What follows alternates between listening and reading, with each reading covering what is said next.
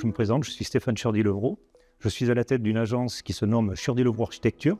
L'idée majeure, c'est avant tout pour cette agence qui travaille avec des écologues, des paysagistes en interne, des urbanistes et des architectes, c'est d'abord de favoriser la construction d'un paysage, l'analyser au plus près dans le détail pour ensuite y glisser une architecture. Pour vous présenter un peu le projet, c'est une architecture dédiée au service du paysage, puisque notre vocation première, c'est d'abord de dessiner un paysage et y glisser une architecture.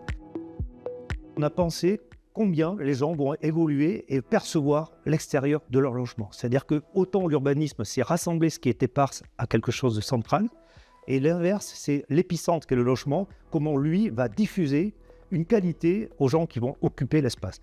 C'est pour cette raison que, si vous le remarquez bien, il y a une sorte de fragmentation urbaine de tous les logements, c'est-à-dire qu'à chaque fois, de votre logement, de votre balcon, de votre loggia, vous devez percevoir l'environnement paysager. C'est avant tout la vraie qualité que nous avons voulu développer dans ce projet. C'est-à-dire qu'ici, vous avez une sorte de cité-jardin, comme on le faisait au 19e siècle, c'est-à-dire qu'on favorise avant tout la végétation des lieux, c'est-à-dire que même celle qui est endémique, c'est-à-dire celle qui est sur le territoire existante, on vient s'en servir pour la reproduire derrière. C'est-à-dire qu'on ne vient pas non plus métamorphoser totalement le paysage et ce territoire qui existe, qui est un bocage.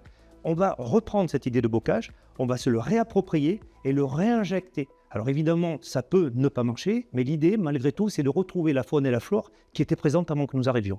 La deuxième qualité qui est intrinsèque à ces logements, c'est que nous avons construit tout en béton sur bas carbone tout ce qui est le noyau, c'est-à-dire la structure même du logement, et tout ce qui est ensuite apporté comme la qualité extérieure, ce sont des bois, des matériaux beaucoup plus végétaux, qui va faire justement que le paysage s'accroche au bâtiment et pas l'inverse. Je voulais revenir également sur un point très précis, c'est la structuration des logements, qui sont la plupart traversants, donc frugalité oblige, c'est de récupérer les énergies extérieures pour pouvoir donner donc, des facultés à chauffer ou de rafraîchir naturellement de vos logements. Ça, c'est aujourd'hui une évidence pour tout le monde, mais il fallait encore le faire, le mettre en œuvre. C'est le cas dans ces logements-là. C'est-à-dire que tous les logements aujourd'hui vont pouvoir bénéficier d'une ventilation naturelle par cette possibilité donc, de traversant ou d'appartement en angle.